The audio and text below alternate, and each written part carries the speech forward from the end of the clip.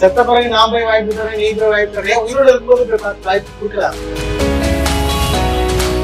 மக்கள் ஆதரவு இருக்கக்கூடிய ஒருத்தரால ஏன் அரசியல்ல நிக்க முடியல? ஏன் மக்களுக்கு டைரக்டா பண்ண முடியல? அவரோட அரசியல் வாழ்க்கையில இருந்து திடீர்னு உடம்பு சரியில்லாம போனதுல மிஸ்லீட் ஆயிடும்.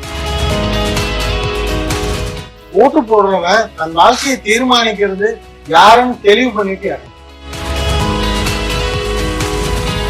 உங்களுக்கு ஒரு நல்ல தலைவன் வேணும்னு நீங்க நினைக்காம எப்ப பார்த்தாலும் பிடிச்சிட்டு படுத்துக்காதீங்க. இனியுமா நம்ம நாட வச்சு ஒரு அப்கமிங் ஸ்டார் ஸ்டார் ஆன பிறகு பெரிய பெரிய டைரக்டரோட தான் நடிக்கும். ஆனா திருப்பி திருப்பி புது டைரக்டரோட நடிக்கும் ஒரே ஆர்டிஸ்ட். நீங்க ஒர்க் பண்ண படங்கள் ஏகப்பட்டது இருக்கு. சோ நிறைய படங்கள் ஒர்க் பண்ணிருக்கீங்க. பட் அதுல முக்கியமான சில ஸ்பாட்டிங் ஸ்டார்ஸ் எல்லாம் இருக்காங்க. அந்த வகையில பாத்தீங்கன்னா விஜயகாந்த் சாரோட பயங்கர நெருக்கமா நிறைய படங்கள் நடிச்சிருக்கீங்க. சோ இவ்வளவு நெருக்கமா இருந்த நீங்க விஜயகாந்த் சார் கூட ஒரு படம் பண்ணிருப்பீங்களோ, அவரை வச்சு ஒரு படம் நீங்க எடுத்திருப்பீங்களோ அப்படின்ற எதிர்பார்ப்பு இப்போ வரைக்கும் இருந்தது. என்ன சினிமா கூட்டிட்டு வந்து நான் மதுரையில வீடியோ கேமராமேனா இருக்கும்போது நான் ஒரு கதை சொல்லிட்டேன். அவருக்கு ரொம்ப பிடிச்சிருந்து இந்த கதை நம்ம கொண்டு வந்து அப்படின்னு சொல்லிதான் போயிருந்தேன். புலன் விசாரணைக்கு அடுத்த படம் நான் கேப்டன் பிரபாரன்ல அந்த ரயில் ஃபைட்ல கீழே கண்டிப்பா ஒர்க் பண்ணியிருக்கேன். ஏன்னா விஜயகாந்த் சார் சொல்லி என்ன பிரச்சனைன்னு கேட்டா அதுக்கு அடுத்த படம் அது என்னோட ப்ராஜெக்ட் கொண்டு வர உள்ள முடியல. அது கம்பெனியோட சிச்சுவேஷன் வேற வேற ஆங்கிள் போயிடுச்சு. அதுக்கப்புறம் என்ன சொன்னார், ஒன்னும் பிரச்சனை இல்லை, நீங்க கிளம்பி சென்னை போவோம், நம்ம பாத்துக்கலாம் தான் அவர் சொன்னார். ஆனா என்னோட சிச்சுவேஷன் அப்ப கிளம்ப முடியாம இருந்தது. அதுக்கப்புறம் தாசன் நாராயண ராவ் கூப்பிட்டாரு, அவரோட யூனிட்டை பாக்குறதுக்காக கிளம்பி வந்ததுதான் என்னால சினிமாக்கு வரணும். தமிழ் சினிமாக்கு வரமுடியல, நான் தெலுங்கு சினிமா போயிட்டேன். இதான் விஷயம். மற்றபடி நான் சினிமாக்கு வர காரணமா இருந்தது கேப்டன்.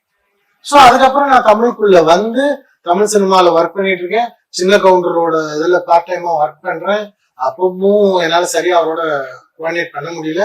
அதுக்கப்புறம் நான் தமிழ் சினிமால வளர்ந்து நந்தவன தேர் அது இதுன்னு நடிச்சிட்டு இருக்கும் போது நான் அவரோட கண்ணுபட போகுதியா சோ கண்ணுபட போகுதியா ஒர்க் பண்றோம். அதுக்கு முன்னாடியே நான் அவரோட இன்னொரு படம் ஒர்க் பண்ணிட்டேன். என்னன்னு கேட்டா நரசிம்மம். அதுக்கு ஒரு பெரிய ஸ்டோரியே இருக்கு.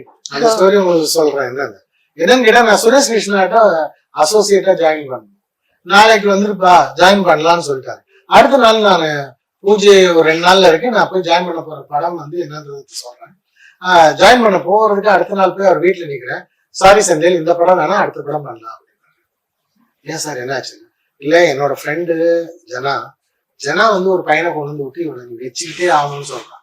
சோ வேற வழி இல்லாம நான் இந்த படத்துக்கு அவளை அசோசியேட்டா வச்சுக்கிட்டேன்.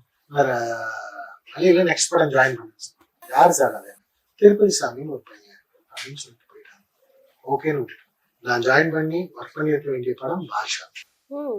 பாருங்க, எனக்கு ஒரு நாள்ல என் தலையெழுத்து மாறுது. ஜனகராஜ் இப்படி பண்ணியாச்சு. நான் அந்த பக்கம் திருப்பி நந்தவன தேர்க்கு போயாச்சு. நந்தவன தேர்ல ஒர்க் பண்ணிட்டு இருக்கேன். நந்தவன தேர்லயும் ஜனகராஜ் இருக்காரு. என் ஷூட்டுக்கு பக்கத்துல வாகினி ஸ்டுடியோல நான் முருகாலயால செட்டு போட்டு எடுத்துட்டு இருக்கோம். அவங்க வாகினி ஸ்டுடியோல செட்டு போட்டு பாஷா எடுத்துருக்காங்க. சோ ஷூட்டு கேப்ல ஜனகராஜ கூட்டிட்டு இங்கே நடிக்க விடுறேன். ஆட்டோல இங்கே முடிச்ச கேப்ல அங்க போறாரு. இது ரெண்டையும் நான் தான் பண்றேன். ஆனா என் வாழ்க்கை அங்க பாஷா படத்துல இல்லை. இந்த திருப்பதி சாமியோட பிரச்சனை இப்ப என்னன்னு பார்த்தா, நரசிம்மா படத்தோட டைரக்டர் திருப்பதி சாமி. அந்த படத்தோட கோ டைரக்டரா விஜயகாந்த் செந்தில் வச்சுக்கோ ஒரு நல்ல பொண்ணு. சோ நரசிம்மாக்கு நிக்கிறேன், அங்க ஒர்க் பண்ணிட்டு இருக்கேன். அப்பதான் பிரகாஷ் ராஜ் படம் ஸ்டார்ட் பண்ணிடலாம்டா, நீ கிளம்பி வாடான்னு சொல்லி விஜயகாந்த் பேசி செந்தில் நல்ல டைரக்டரா அவரை வச்சு நீ படம் பண்ற, நல்லா அனுப்புறேன், உடனே பண்ணுங்கன்னு சொல்லிட்டு கேப்டன் பிளஸ் பண்ணி அனுப்பிச்சது. இப்படிதான் நம்ம வாழ்க்கை நடந்தது. சோ அங்கேயும் கேப்டன் பிளஸ். ஒரு விஷயம் என்னன்னு கேட்டா, நம்ம உண்மையா ஒருத்தர் நேசிக்கிறோம்னா அவங்க தொடர்புலயே இருந்துட்டு அவரும் அதுதான் நினைச்சு வச்சாரு. நான் போஸ் படம் ஷூட்டிங் அப்போ என்னோட ப்ரொடியூசர் கிட்ட நான் போய் இன்விடேஷன் கொடுக்க போகும்போது அவர் சொன்னார், செந்தில் ரொம்ப நல்ல டைரக்டர், நான் என் கம்பெனில வச்சு படம் எடுக்க டைரக்டர், அவங்க ஆக்ஷன் நல்லா பண்ணுவான், என்ன கெஸ்ட் ரோல் இருந்தாலும் கூப்பிட்டு நான் வரேன்னு சொன்னேன். அதுதான் ஸோ வாழ்க்கையில எல்லா வகையிலையும் அப்கமிங்ல வரணும்னு போராடுற எல்லாருமே கேப்டனை ரீச் ஆகும். கண்டிப்பா நம்மளுக்கு கேப்டன் தான் தெரியும், விஜயகாந்தே தெரியும். அவ்வளவு கம்பீரமான விஷயம். புது டைரக்டர் எத்தனை பேருக்கு வாழ்க்கை கொடுத்துருக்காங்க. கிட்டத்தட்ட ஒரு 50-60 டைரக்டர்ஸ் உருவாக்கிட்டாங்க. ஒரு அப்கமிங் ஸ்டார் தான் ஸ்டார் ஆன பிறகு பெரிய பெரிய டைரக்டரோட தான் நடிப்பாங்க. ஆனா திருப்பி திருப்பி புது டைரக்டரோட நடிக்கிற ஒரே artist Vijayakanth sir. Captain Vijayakanth. So அவரை பொறுத்த வரைக்கும் பேசணும்னா நிறைய பேசலாம். எல்லாருக்கிட்ட இன்னும் 10-15 கதை இல்ல 100 கதை. பட் இப்ப வரைக்கும் அவரோட சமாதியில வந்து அவரை பாக்குறவங்க வந்து எத்தனையோ பேர் கடற்கோடியில இருந்து வந்து பாத்துட்டு இருக்காங்க. சோ இப்படி மக்கள் ஆதரவு இருக்கக்கூடிய ஒருத்தரால ஏன் அரசியல்ல நிக்க முடியல? ஏன் மக்களுக்கு டைரக்டா பண்ண முடியல? உண்மையா நல்லவனா இருந்தது. கட்சி கூட்டணி என்னமும் ஜெயலலிதாவோட தான் நின்று ஜெயிச்சு எதிர்கட்சியா உட்கார்ந்துருக்காங்க. அவங்களோட சப்போர்ட்ல தான் இவங்க ஜெயிச்சிருக்காங்க, இவரும் அவங்களோட தான் இருக்காங்க. ஒரு தப்பு நடக்கும்போது அதை தட்டி கேட்டது தப்புன்னா அதனால அவங்களுக்கு தூக்கி நல்லவன் சினிமாக்கும் வேணாம் அரசியலுக்கும் வேண்டான்றதுதான் என்னோட கருத்து.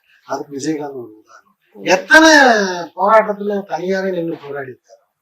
அப்பெல்லாம் அவர் ஜெயிக்கல, வேற வழி இல்லாம கூட்டணிக்கு வந்து நின்னாரு, ஜெயிச்சாங்க. ஜெயிச்சதுனால ஆனா அவரோட தனித்துவத்தை அவர் இழக்க விரும்பவே மாட்டாரு, எந்த சூழ்நிலையும் விரும்ப மாட்டாரு. அதுதான் அங்க நடந்தது. அட்ஜஸ்ட் பண்ணி எப்படியாவது போராடி ஏதாவது பேசிட்டு வாழ்க வளம் அதான் சொல்றேன். ஆள் இல்லை, தப்புனா தப்புன்னு சொல்லுவாங்க, சாரினா சாரி கேட்கறவங்க. அவங்க அரசியல்ல செட் ஆகும். ஓட்டு போடுறவன் தன் வாழ்க்கையை தீர்மானிக்கிறது யாருன்னு தெளிவு பண்ணிட்டு இறங்கும். பாதி பேர் குடிகாரங்களா இருக்கும். குடிகாரம் பூரா சீமானு கண்டிப்பா ஓட்டு போட மாட்டான். ஏன்னா அவர் வந்தா நான் டாஸ்மார்க்க மூடுவேன், மூடுவேன்னு அந்த காலத்துல இருந்து இப்போ வரைக்கும் தான் சொல்லிட்டு இருக்காங்க. கவர்மெண்டோட மிகப்பெரிய வருமானம் வந்து அங்க இருந்துதான் வருது, அதை ஒண்ணும் பண்ண முடியாது. இல்ல சீமான் வந்தா மூடிடுவாரு, பயம் இருக்கு. தேவையில்லாம அவர் மாதிரி மூடிட்டாரு, நாங்க குடியாரெல்லாம் கஷ்டப்படுவோம்னு ஒரு தீம் சொல்றத சொல்லலாம் சார் செய்வாங்க. நான் தான் சொல்றேன், கவர்மெண்டோட மிகப்பெரிய வருமானமே அதான், மூடுறதுக்கு எல்லாம் வாய்ப்பு இல்ல.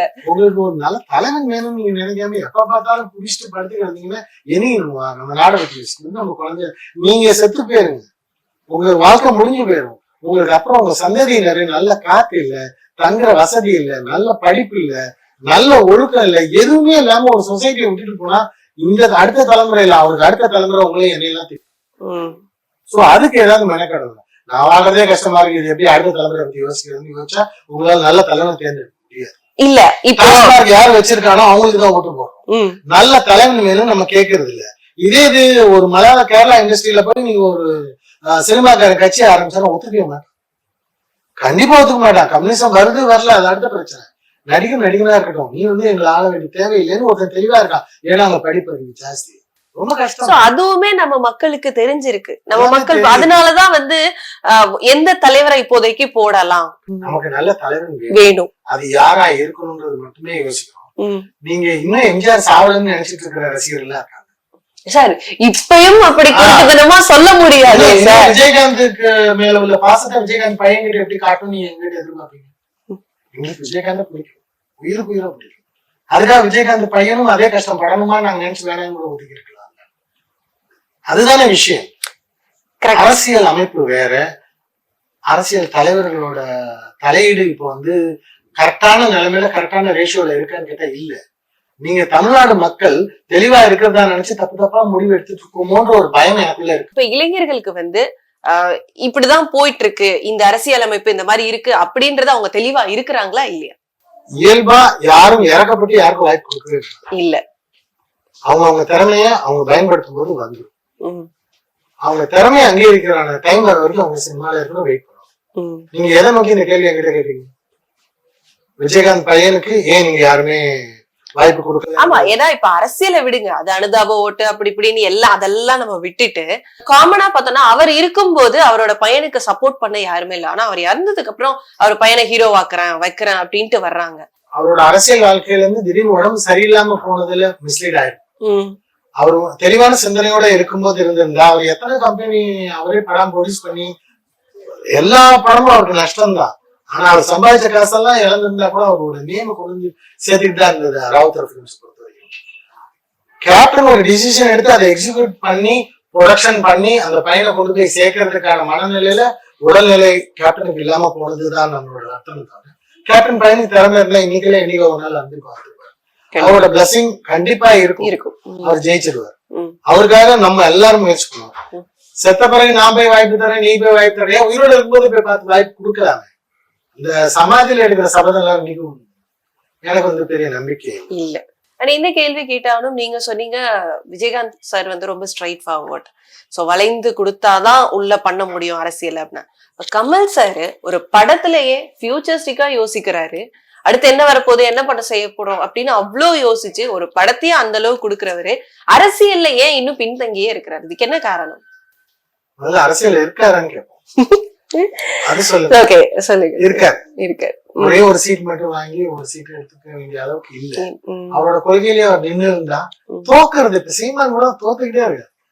நான் சீமானோட சப்போர்ட்டிவா தான் பேசுறேன். தோல்வியை எதிர்கொள்ள தயாராக இருந்தாலே போதும், நீங்க வெற்றிக்குரிய படிக்கட்டுகளை நோக்கி போயிட்டு இருக்கீங்கன்னு அவரே சினிமால சொல்லியிருக்காரு. கமல அவர் பார்க்காத தோல்வி இல்லையா? சோ நம்ம வெற்றியை நோக்கி நடக்க போகும்போது நிறைய இழப்புகள் இருக்கும். இன்னொரு எலெக்ஷன் அவர் நின்று போராடி இருக்கும், கொள்கையில தெளிவா இருந்திருக்கும், இருந்தா கண்டிப்பா வந்துருவாங்க. ஏன் தேவையில்லாம கட்சி ஆரம்பிச்சுட்டு அதை போய் பின்ன தள்ளி திருப்பி கொண்டு போய் உள்ள போய் சினிமால இருக்கிற தெளிவு அரசியல்ல இல்லையோன்றதுதான் என்னோட கருத்து. அதுக்கு அரசியலுக்கு ஒரு பெரிய ஆளுமை வேணும். கண்டிப்பா நடைமுறையில என்ன இருக்க பிரச்சனையும் ஹேண்டில் பண்ணணும், ஃபியூச்சர்ல உள்ள பிரச்சனையும் ஹேண்டில் பண்ணி. பட் கமல் என்ன சொன்னாரு, ஃபியூச்சர்ல சேட்டலைட்டும் சேனலும் ஓடிடியும் நம்மள கொண்டு வந்து நெட்வொர்க்கும் உங்க சினிமாவை டிஸ்டர்ப் பண்ண போகுதுன்னு அவர் என்னைக்கோ சொன்னார். ஓப்பனா அவர் ஆன்லைன்லயே படமே ரிலீஸ் பண்றதுக்கு தயாரா இருந்தவர். அந்த தெளிவு அரசியல் அவருக்கு இல்லைன்றதுதான், டைம் இல்லையோ என்னமோனா எனக்கு தெரியல. அரசியலுக்கு ஒரு தெளிவான நோக்கம், சிந்தனை, இன்னொன்னு ஒரு தலைவன் பேசி கன்வின்ஸ் பண்ணணும். அதுக்கப்புறம் தான் நாங்க அவங்க கூட டிராவல் பண்ணோம். அதுக்கப்புறம் அவன் நல்லது செய்யறானா கெட்டது செய்யறானான்ற தெளிவான சிந்தனையை எங்களை இழுத்துட்டு போய் கொண்டு போய் விடணும். அதுக்கப்புறம் தான் நம்ம மார்க்சிசமும் கேபிட்டலிசத்தையும் ஒரு கார்ல் மார்க்ஸ் எழுதி ஒரு கண்ட்ரியே அந்த மொத்த கம்யூனிசத்தை கொண்டு போய் சேர்த்து அந்த நாட்டுல இந்த உலகத்தளவுல அவங்க ரெடியா தானே இருக்காங்க. இன்னைக்கு நல்ல விஷயமா தானே இருக்காங்க. அது மாதிரி நம்மள ஒரு தலைவன் அது என்ன கொள்கையா வேணா இருக்கட்டும், அதை சொல்லி பயன்படுத்தி கூட்டிட்டு வந்துட்டு நம்ம கூட பேசி பேசியே ஆட்சியே பிடிச்ச ஊரு சார். கண்டிப்பா அது இது வரைக்கும் கலைஞர் மட்டும்தான் செஞ்சிருக்காரு. அவர் பேசின பேச்சுக்கிட்ட இத்தனை வருஷம் ஓடிக்கிட்டு இருக்கு. தெளிவான சிந்தனை இருந்தது, அதெல்லாம் செயல்முறைப்படுத்தினாங்கன்னு தெரியாது. கொஞ்சம் கொஞ்சம் இருக்கு, கொஞ்சம் முடியாம இருக்கு. அவங்க இல்லைன்னா நிறைய பாலங்கள் வந்திருக்காது, கட்டமைப்பில் நீங்க சொன்ன மாதிரி நிறைய முன்னேற்ற பாதையில நோக்கி போயிருக்கும், சரியான விகிதத்துல இல்லைன்றதுதான் நம்மளுக்கு. கரும்பாலை வேணும், கரும்பு விவசாயம் வேணும், அதெல்லாம் ஜீனியா கன்வெர்ட் ஆகணும், அதெல்லாம் ஏற்றுமதி போகணும். ஆனா அதெல்லாம் கன்வெர்ட் ஆகி இப்போ ரசாயனமா மாறி வைன் டிஸ்டிலரிஸ்க்கு போயிட்டு இருக்கு. பிரச்சனை டீவியேஷன் வேற ரூட்டு போயிடுச்சு. அதை கொண்டு போய் திருப்பி எக்ஸ்போர்ட் கொண்டு வந்துட்டீங்கன்னா ஆட்டோமேட்டிக் அதெல்லாம் வந்துடும். அதை கொண்டு வரதுக்கு ஒரு சிந்தனையாளர் வேணும். அது யார் வேணா இருக்கலாம், தளபதியா இருக்கலாம், உதயநிதியா இருக்கலாம், இளைய தளபதியா இருக்கலாம், யார் வேணா இருக்கலாம். ஆனா இதெல்லாம் நீங்க யோசிச்சாதான் நாங்க உங்க பின்னாடி வருவோன்றத அவங்களுக்கு நம்ம தெளிவுபடுத்த வேண்டிய சூழ்நிலையில இருந்துட்டு, அது அவங்களுக்கும் புரியும், நம்மளுக்கும் புரியணும், மக்கள் கூட புரியணும்ல. எவ்வளவு பேரு பிரைம் மினிஸ்டருக்கு எத்தனை மினிஸ்டர் இருக்கான்னு தெரியணும், பார்லிமெண்ட்ல எத்தனை சீட் இருக்குன்னு தெரியணும், யார் யார் எம்பியோட பவர் என்னன்னு தெரியணும், எத்தனை எம்எல்ஏ இருக்கான்னு தெரியணும், சட்டசபைனா என்ன, பார்லிமெண்ட்னா என்னன்னு தெரியும். எந்த விளக்கமும் நம்மளுக்கு எதுவுமே தெரியாம நம்ம எப்படி நல்ல ஓட்டு, நல்ல தலைவனை தேர்ந்தெடுத்து ஓட்டு பண்ணணும். ரொம்ப கஷ்டப்படணும் மேடம். நம்ம எல்லாரும் சௌரியமா இருக்கோம், அதனால தெரியல. ஆனா அரசாங்கம் நிறைய கடன் வாங்கிதான் கவர்மெண்ட் கரண்ட் கட்டு இல்லாம கொடுத்துட்டு இருக்கு. அந்த கடன் ஒரு நாள் அடங்கும் போது தெரிஞ்சிடும். எல்லாரும் ஆளுக்கு 1 லட்சம் ரூபாய் எடுத்து வைக்க வேண்டிய நிர்பந்தத்துல நம்ம எல்லாரும் இருக்கோம். இந்த கவர்மெண்ட் இல்ல, எந்த கவர்மெண்ட் எல்லாம் ஆட்சி பண்ணிட்டு வந்திருக்கோம், எல்லாருக்கும் அதோட பங்கீடு இருக்கு. ஓ நீ 50,000 கடன் வாங்க, நான் 1 லட்சம் கோடி கடன் வாங்குறேன்னு வாங்கிருக்கோம். ஏன்னா சிச்சுவேஷன் அப்படி இருக்கு, எக்ஸ்டெண்ட் ஆகிட்டே இருக்குல்ல சிட்டி. உங்களுக்கு கரண்ட் தரமாட்டேன்னு சொன்னா ஆட்சி அசிங்க பிரேமா பேசுவீங்க. கொடுக்குற கமிஷனை கொடுத்து அங்க ஒரு காசை கொடுத்து நீங்க இபி கரண்ட் வாங்கணும். எந்த இபி கரண்ட் காசு கொடுக்காம வரவே வராது. ஒரு போஸ்ட் எடுக்கணும்னா மினிமம் 25,000 செலவு. கவர்மெண்ட்டுக்கு நான் டாக்ஸ் எல்லாம் கட்டி நான் ஏன் போஸ்ட் எடுக்க 25,000 10 போஸ்ட் தான் என் வீட்டு கரண்ட் வரும். ஸோ நிறைய இருக்கு நம்ம சொசைட்டில மாறுறதுக்கு. போராடுவோம் கடைசி வரைக்கும் போராடி கொண்டு வந்து ட்ரை பண்ணுவோம். அதுக்காக நோக்கம் தானே இந்த பேச்சு. ட்ரை பண்ணுவோம். அரசியல் நம்ம பெரிய உயர்ந்த நிலையில இருந்துதான் இதெல்லாம் பேச முடியல. அரசியல் நம்மளோட பார்வையில இருக்கிற விஷயங்களை பகிர்ந்து. சோ சினிமா அரசியலும் ஏதோ ஒரு வகையில பின்னி பிணைச்சுதான் இருக்கு நம்ம தமிழ்நாட்டுல. ரெண்டுமே ஏதாவது இன்ட்ரெஸ்டிங்கா செய்யலன்னா வெற்றி அது என்னவா நடப்போகுதுன்றது பொறுத்துதான் இருக்கு.